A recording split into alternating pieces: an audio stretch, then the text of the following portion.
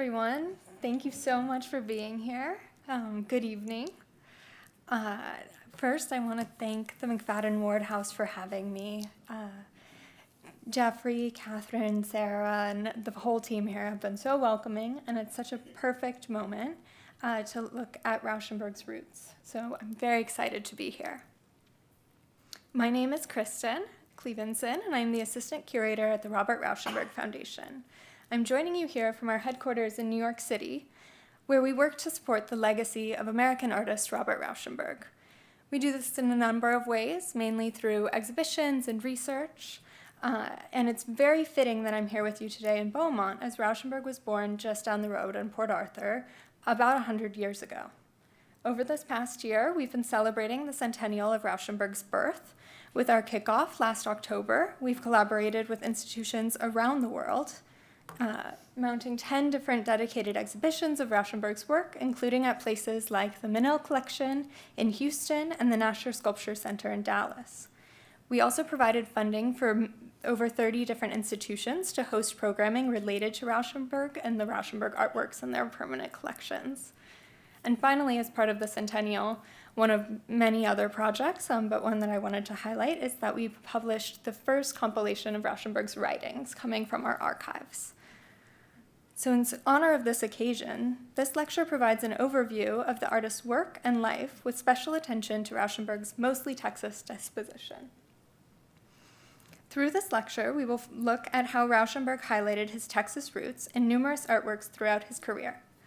Our title here comes from a letter he wrote in October 1993, when he signed his note to then Governor of Texas, Ann Richards, quote, "Love from me in Florida, and mostly Texas."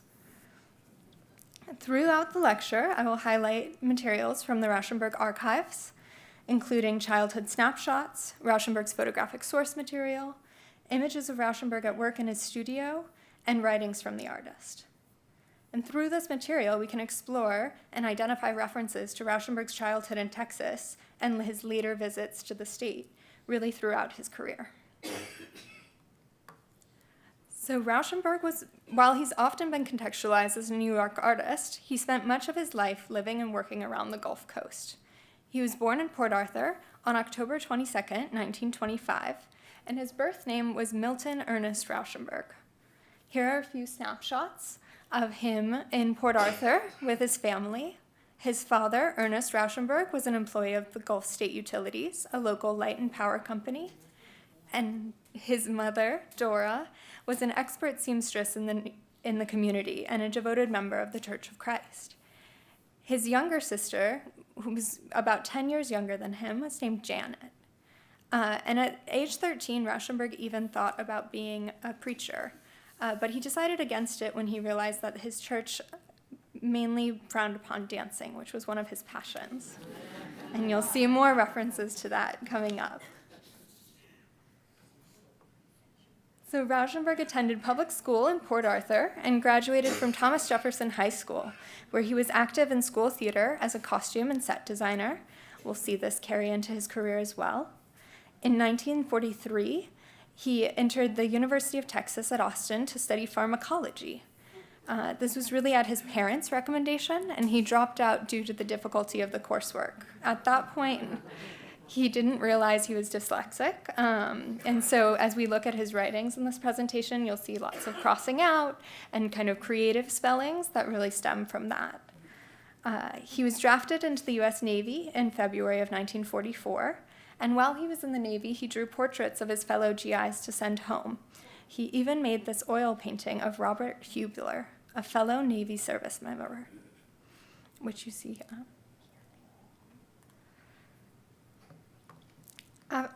In the Navy, this was a pivotal moment for him because he really had a moment to travel. So he was mainly based in hospitals in California. And as part of his travels, he visited the Huntington Library and Art Collections in San Marino.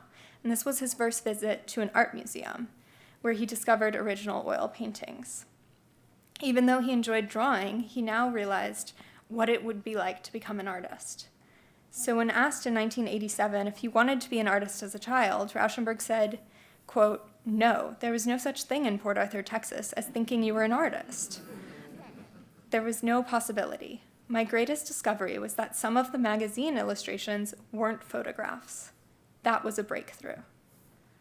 So when he was discharged from the Navy in 1946, he used the GI Bill to enroll at the Kansas City Art Institute, and he studied there art, but also fashion.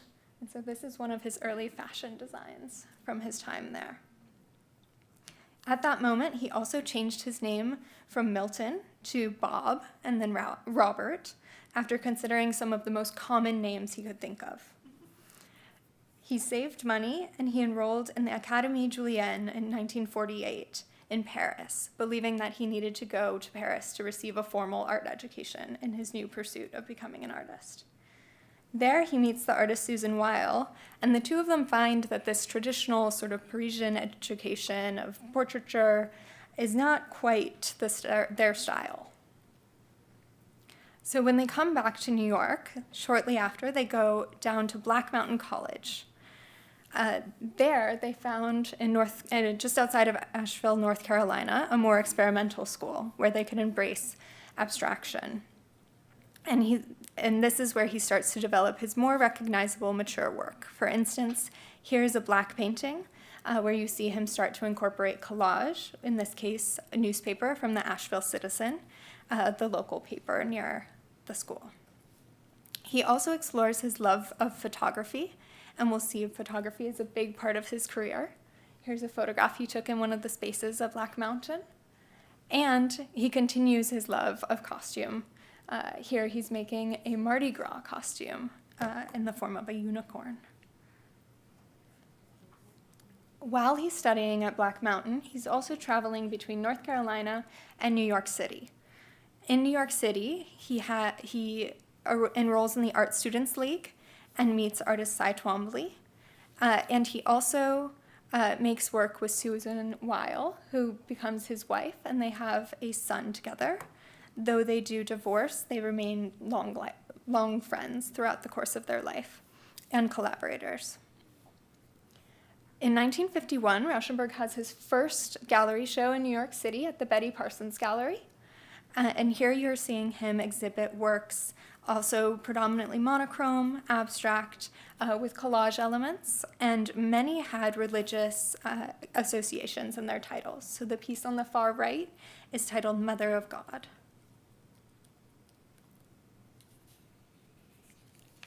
In this time, and especially at Black Mountain College, he met choreographer Merce Cunningham and also solidified his relationships with composer John Cage. And so this really built on this early interest in performance and dance, where he starts to make set designs for Merce Cunningham. And he later will perform and choreograph his own works and work with several different dance companies. But at this early time, he's working very closely with Merce Cunningham, so closely, in fact, that he's, while the dance company is on tour, he's invited them all to his home. While he was in the Navy, his parents moved from Port Arthur over to Lafayette, Louisiana, and here you can see the entire dance company crowded around their kitchen table. His parents are here. Dora is right here at the table with them, and so you can see that kind of relationship and closeness. This also really impacted his work as well, and one of his earliest kind of notable works clearly demonstrates the intersections between performance and his artworks. So in conversation with Merce Cunningham, Rauschenberg realized he needed to create a set that was self-supporting and mobile. The Cunningham Dance Company was not always performing in sort of formal theaters with rigging, so they needed something that could be set up anywhere. So Rauschenberg comes up with this design for what he called Minutia, and it was for Merce Cunningham's performance of the same name. And here he has these different panels where the dancers can move behind and in front and then even through the piece. And he's decorated the panels with collage, fabric, and paint. This was the beginning of Rauschenberg's combines. So from 1954 to 64, Rauschenberg made these artworks that combined or brought together elements of painting and sculpture. Some of the combines are freestanding sculptures. Here you see Rauschenberg in his studio with a large painting on the wall that's part of the combine series. Here you can see he's used fabrics to create an umbrella form. And then you also see some of these freestanding sculptures, including the one I'm showing you here on the far right. And I wanted to highlight this untitled work from the Museum of Contemporary Art in Los Angeles because it has wonderful autobiographical references, especially to his family. So in this piece, you'll see imagery of his little sister as the Yam Queen in Lafayette, Louisiana. And you'll also see the wedding announcement of his parents' 25th wedding anniversary. And here he's split apart the article, so the photograph of his parents appears on this white architectural feature, and then the text about the article is on kind of the upper right portion of the work, and that calls out their son, who's an art student in New York City. So as he's making these works, later in his career, the interview Barbara Rose asked him, "Do you think there's anything in your work of Port Arthur, Texas?" And he says, "Oh, there has to be. A few mosquitoes." So here we have our mosquitoes. He continues, "I think it comes through in rich associations, with being able to deal with brocades just as easily as rags. I'm equally at home with nothing or too much." End quote. So coming back to these combines, here we have 3 combines showing the range in fabrics that Rauschenberg highlighted that was so kind of important to his work and that he really attributes to his foundation here in Port Arthur. So on the far left, a quilt in this piece called Bed, which is at the Museum of Modern Art in New York City. In the middle, a beautifully patterned brocade-style fabric, and then on the far right, even humbler materials, like a sock here that makes its way into the surface of the painting. And increasingly, you can also see these paintings really coming off of the wall. The 3-dimensional pillow on Bed, the cutout center of the work in Hymnal, where you can see a dictionary peeking through the surface, and the strings on the parachute hang down beyond the frame in the piece on the far right. Rauschenberg attributed working across types of fabric not only to Port Arthur, but especially to his mother.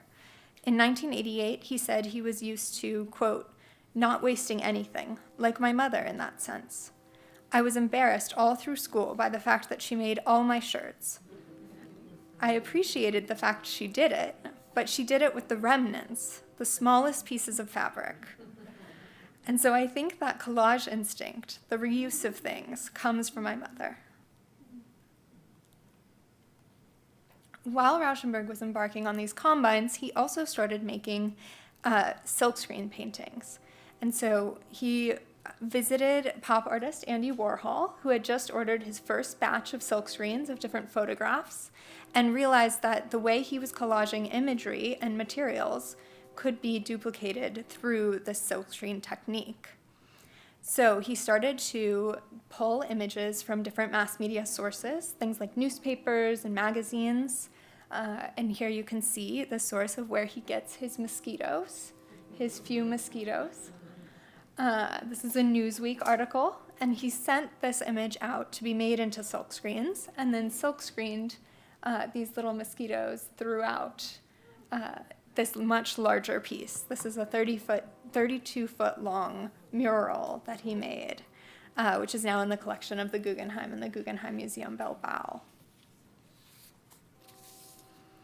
He started these works in black and white, and then he shifted into color. And in 1964, Rauschenberg showed these paintings in Venice along with the combines. He was one of the artists selected to represent the American Pavilion at the Venice Biennale, and this was a pivotal moment as he was awarded the International Grand Prize in Painting. And this really started to kind of shift the center of the art world from Paris to New York. Rauschenberg returned to New York in a very different place. He was previously living in cold water lofts. He didn't have a lot of resources. People weren't as familiar with his work. But after Venice, he had things like his first museum show, kind of right before. And then he had the funds to do things like purchase a permanent studio. So he purchased this brownstone in New York, admittedly in a not great neighborhood at the time, but it has this wonderful architectural feature in the back, which is part of a converted chapel. And he used that space as his studio. And this gave him the resources not just to make work and to store his materials. So some of our richest archival holdings are from that 1965 moment onward, because he wasn't constantly packing up and moving. But it also gave him a place where he could gather people. And so as part of this, in 1966, he founds Experiments in Art and Technology. And he co-founds this with 2 engineers and another artist, and the program sought to bring engineers and artists together to realize creative pursuits. So here you can see Rauschenberg working in the chapel studio space on one of his motorized art and technology artworks. And he's actually working with Bryce Martin, who was a young artist at the time, who was working in his studio.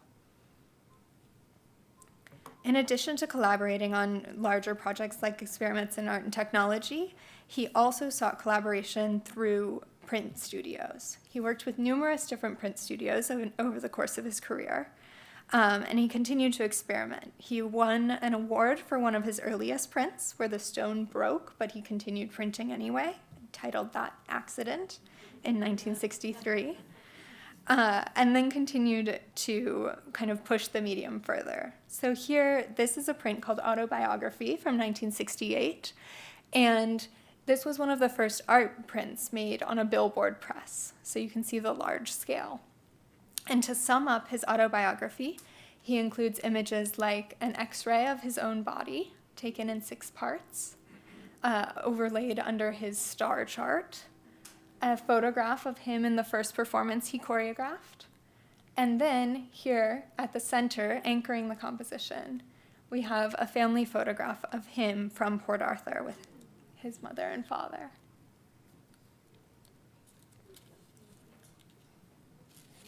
Another print I would like to highlight is a print titled Signs from 1970. And for this, he pulled imagery from different Newsweek covers throughout the decade. He said that this print was designed to remind us of the love, terror, and violence of the past decade. Danger lies in forgetting. And so among the many different important figures we see represented, people like JFK, Martin Luther King, the first man on the moon, we also see Janis Joplin front and center. And I wanted to highlight her because Port Arthur is really what brought them together. Rauschenberg said of Joplin, quote, "Janis was a dear friend. Our rapport was initiated by the first night we met, Max's Kansas City and New York City, when she sent a member of the band to fetch, quote, the only other person to get out of Port Arthur." In another interview, he says, quote, "There are so few people in Port Arthur who ever get any further than Beaumont. That is a trip."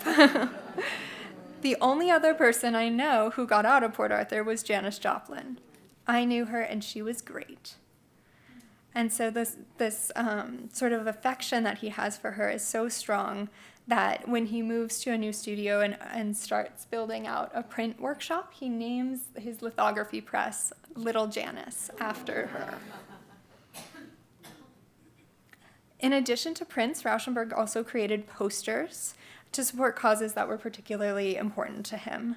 So here I'm highlighting 2 posters made for Port Arthur. We have for the Port Arthur Public Library in the 80s, and for the centennial celebration of the Museum of the Gulf Coast. So for anyone joining the tour tomorrow, kind of a nice synergy there, now that we're at Rauschenberg's centennial as well. And as I mentioned, he moved studios. So in the 1970s, Rauschenberg found the city to be quite overwhelming and even distracting. So he comes back from the Venice Biennale, and he's all of a sudden this prominent figure. So he decides to move his studio out of the city. He keeps his New York building, but I think that Rauschenberg really says it best here. He writes, "When I decided to leave New York City, home for over 20 years, I drove down the coast investigating every island from Maryland to Mississippi. Every time I reached Captiva, I felt a magic that was unexplainable in its power." He continues, "I've thanked my instinct every day I'm here and when I can't be. Captiva is the foundation of my life and my work. It is my source and reserve of my energies." And I think it's not lost on him that, and he even says this, that Captiva, Florida, is right across the Gulf from Port Arthur. And so he says, if not for the curve of the earth, you would be able to stand on the coast and point at Port Arthur. Moving out of the city really transformed his work. As someone who worked with found materials, you can see the urban detritus really shifted when he was on the side of the beach.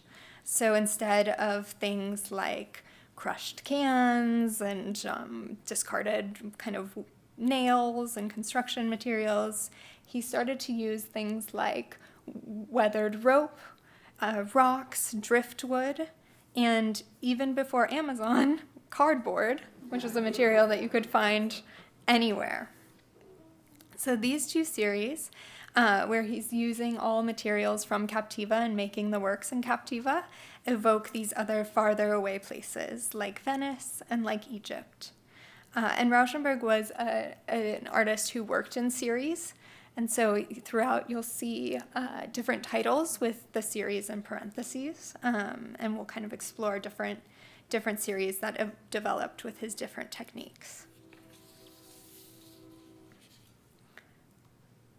Another series that developed from this move is his jammers.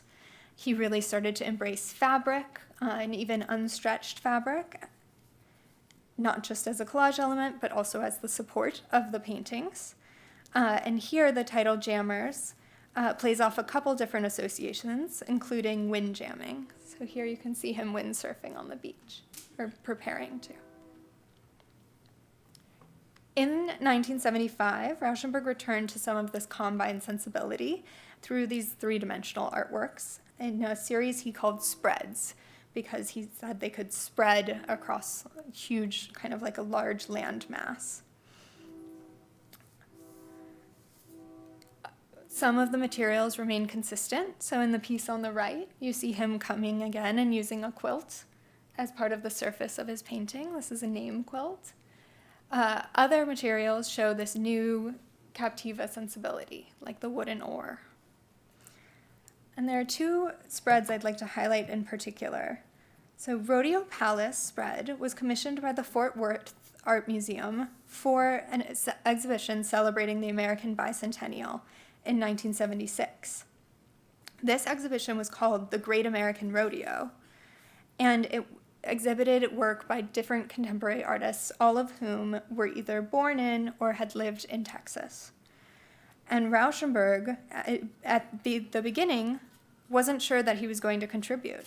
In 1977, he writes, "At the time of the Fort Worth Rodeo Show, I was working on jammers, and they weren't appropriate for what I understood about the exhibition.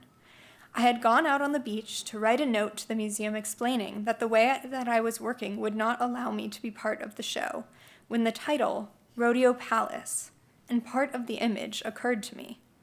I thought I couldn't refuse a gift like that. Rodeo Palace became the first spreads." And so this piece, Rodeo Palace, which does not portray the rodeo per se, but rather the kind of glamour and grit of a rodeo performer's life, becomes the celebration of Rauschenberg's roots. And so here you can see things like the feed bucket, the kind of revolving doors indicating a lot of travel, but also evoking kind of the screen porches and screen doors in the South. And this work was so important to Rauschenberg that for his retrospective, which opened a few months later at the National Collection of Fine Arts, now the Smithsonian American Art Museum in Washington, D.C., he chose to exhibit the more than 150 artworks in reverse chronological order. So he opened the retrospective with this piece as the introduction to his work. So the Fort Worth Art Museum commissioned that work for an exhibition, but not for their permanent collection. So about a year later, they came back to Rauschenberg and asked for a work for their permanent collection. And Rauschenberg created this work, Whistle Stop. In 1977, he writes, "When the commission for a major artwork of mine was announced, I was personally moved, not just because of the trust and courage shown by the museum, but because I am a born Texan, adopted by Louisiana and New York. I did not deliberately plan or alter my directions artistically to make this special piece. I continued working, and when I finished Whistle Stop, I knew intuitively that it was the right piece for Texas. I had not planned to dedicate it, but my excitement had to be shared, and I thought of my father."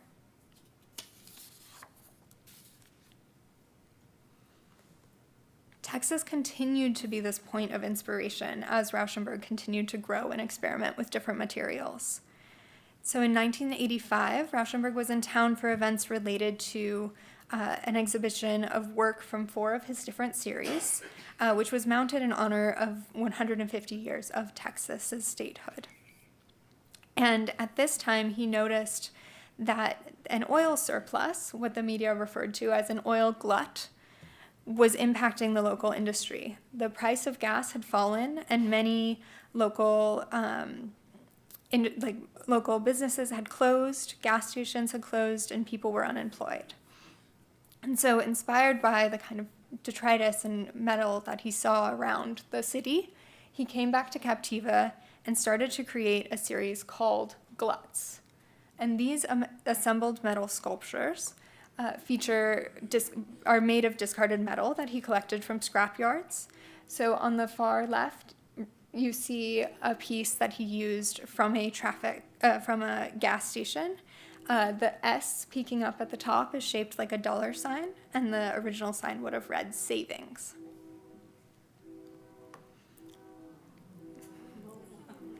You also see him coming back to the idea of the rodeo. So here we have Rodeo Olympics Glut, made in 1988, the year that rodeo was included in the Olympics as an exhibition event. But here, his rodeo horses are these Mobil Oil logos of these Pegasus from this discarded signage that he's collected. During this time, Rauschenberg was not just traveling within the United States, he was also traveling internationally. He started the Rauschenberg Overseas Culture Interchange Program, a program that sought to open up a creative dialogue really around the world. So as part of this project, he visited 10 different countries, places like Mexico, here you see a work from Rocky Mexico, Tibet, Chile, and many others.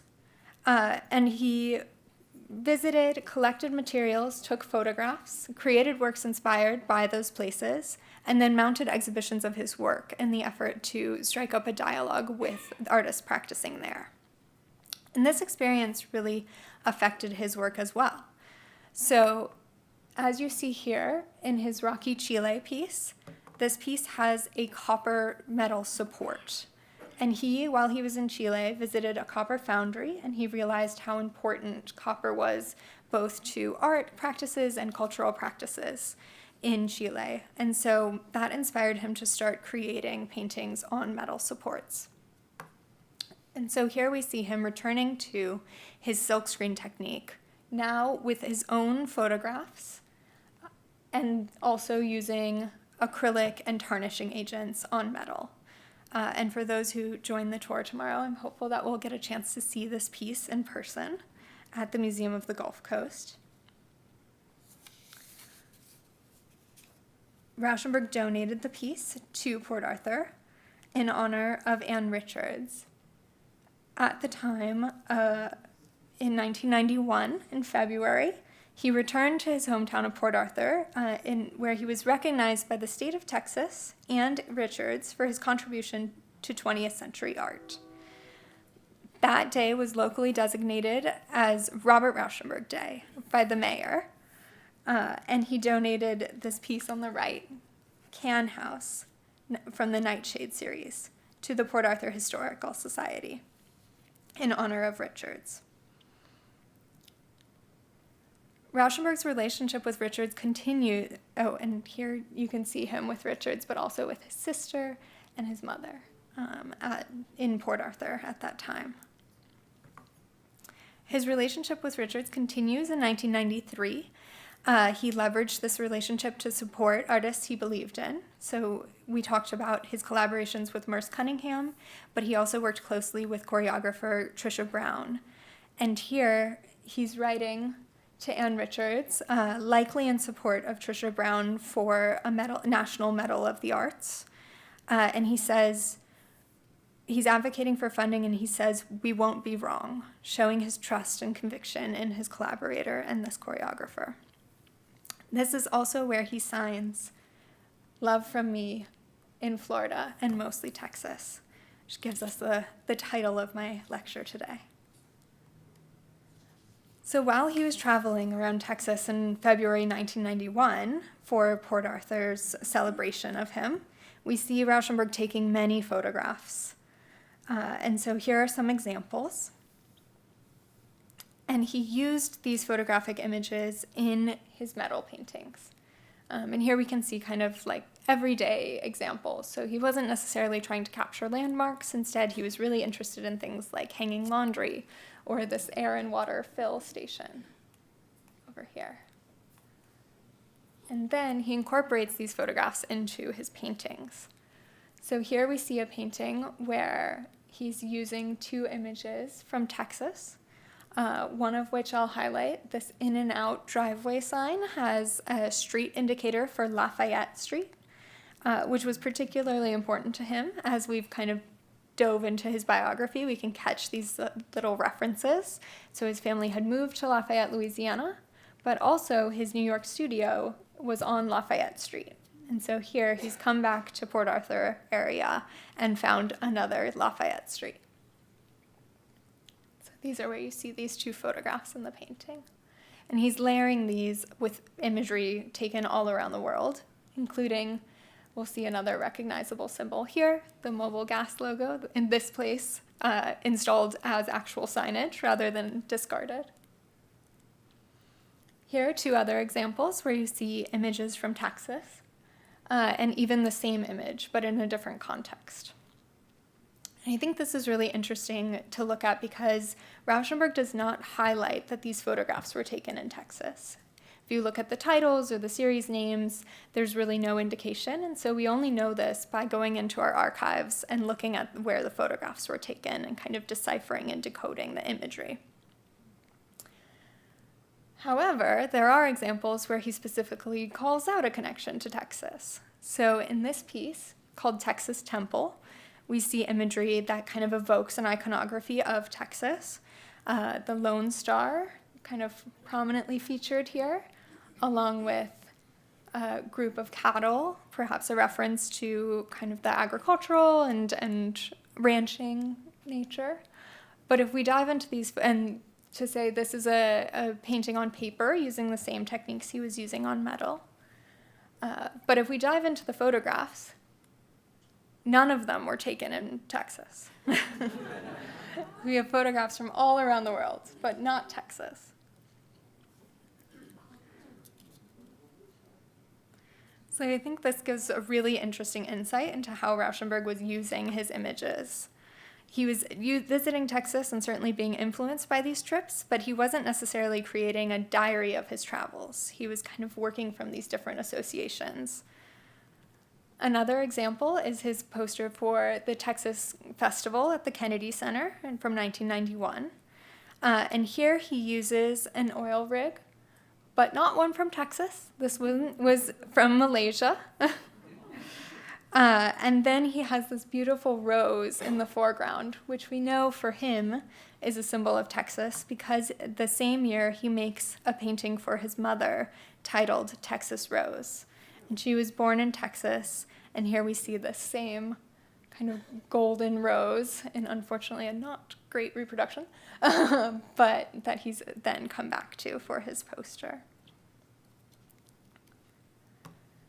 Rauschenberg was never one to shy away from technology, as we saw earlier on in his career. And so In the early 90s, when they started to make inkjet printers, Rauschenberg was one of the first artists to adopt that technology for his studio.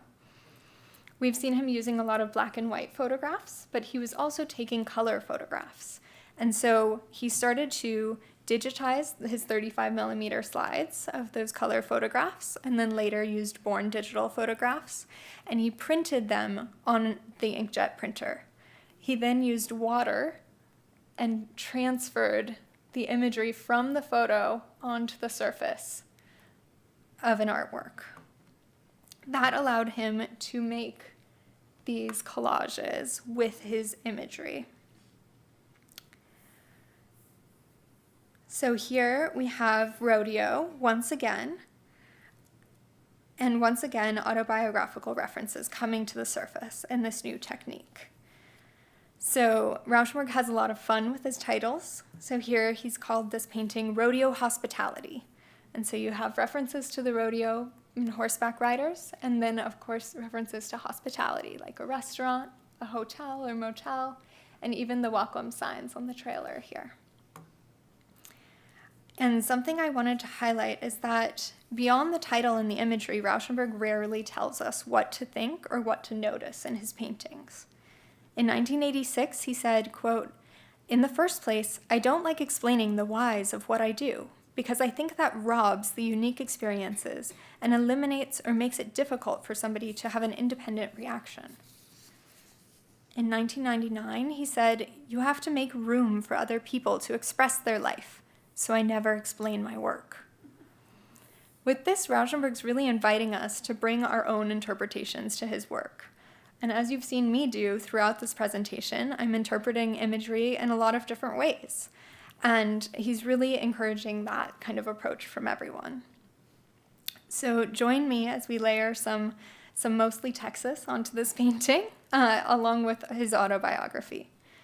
So he's once again returned to rodeo, which we've seen him come to at these very pivotal points in his career. The beginning of his first major survey in the 70s, and then again after a trip to Texas in the 80s.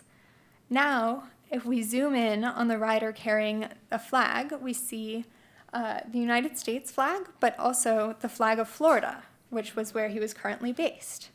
So in this way, he's marrying this idea of this kind of, quote, love from me in Florida and mostly Texas. So with that, I'd love to open it up for anyone if there are any questions for me. And I know Catherine's coming up with the microphone too. So if you have a question, raise your hand and I'll bring you the mic. Don't be shy. I know we covered a lot of material. Yeah. I'll always kick it off. How did it is? Obviously, you work for the foundation. Mm-hmm. Were you a Rauschenberg girl before that? And what Yeah. was it that you personally connected to that got you into this field? Absolutely. So I studied modern and contemporary art, and as part of my master's program, we did a collaboration with the foundation. And as part of that class, we visited and we got the chance to see an artwork.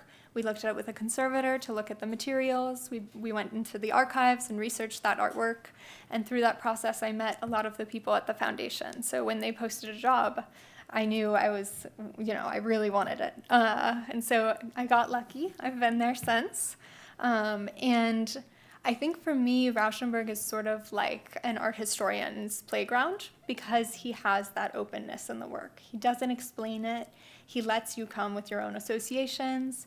And even though he changes techniques and materials many times throughout his career, he comes back to common themes. So you can draw these really wonderful lines, like to things like rodeo, like we've done today, or Port Arthur, but also to other themes too. So I think that's really interesting and has really kept me interested. Yeah.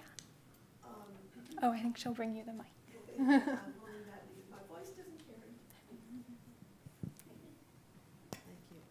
I just wanted to point out that you mentioned it a couple of times, that there's the Museum of the Gulf Coast in Port Arthur, Texas, and that many people probably in Beaumont are not aware that that exists, for one thing. But there is a gallery that is devoted to Rauschenberg, and if people are interested in seeing more of his work, that they are invited to go to the museum. Yeah. It's open every day. Fantastic. It's a very nice museum. So I just wanted to point that out. Yes, There's a thank lot of you. that in Jefferson County. Fantastic. And I think that's so valuable. Thank you for pointing that out, because something that doesn't really come through in just the reproductions is the kind of really interesting materials that Rauschenberg's using. So whenever we get the chance, we always like to encourage people to see works in person, because it really gives a different. I know one thing that I think was interesting when we have, I'm a docent over there. Oh, great. When we have children's tours, school children come into the museum, and we show everything in there, but we show them throughout that one of the items that is, I presume it's still there, is he had a Grammy Award. Yes. That is always interesting to point out that the artist received a Grammy Award. Absolutely. Yes, he won a Grammy for his design of the Talking Heads album in the 80s. It's very cool. It actually kind of looks a little like the piece I was showing that he was working in his studio, with these kind of clear layered circles with imagery, and then you can kind of rotate the layers to make your own composition. Thank you.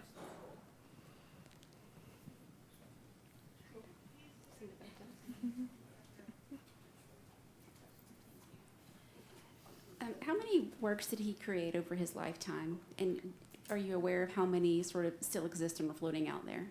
It's a great question. We have just started our catalog raisonné. So once we kind of pursue that project further, we'll have clearer numbers. What I will say is there's about a third of his work is in private collections, and about a third of his work is in public collections. So there's a lot kind of available for viewing.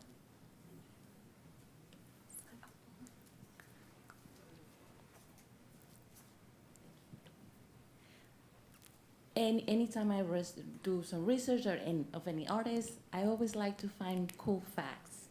You know, you mentioned the Grammy, and I think that makes me just really excited, just because a lot of us did not know that. Yeah. But when if there's anything you'd like to share with us that might be something that we might not imagine that he was into, or hobbies or way of living that you find that is really just like, you know, like. Sure, yeah, no, absolutely. Here, since I have these images, I'm going to use them. So one of my, a favorite sort of fun fact for me is that the Rauschenberg Overseas Culture Interchange Project, he called it Rocky for short, which was the name of his pet turtle. And he had this wonderful turtle who lived in New York. Rocky didn't like the sand down in Captiva. He preferred New York.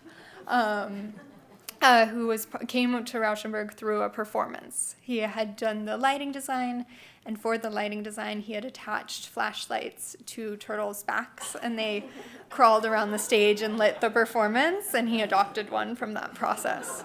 So that is a favorite kind of insight. And the other fun fact I'll bring in is that so his birth name was Milton, which not a lot of people know, but because his space in New York, he was so open and generous with it. Whenever somebody went through a breakup or had a studio flood, they would crash at Rauschenberg's house in New York, and so it became kind of known as Milton's Hilton.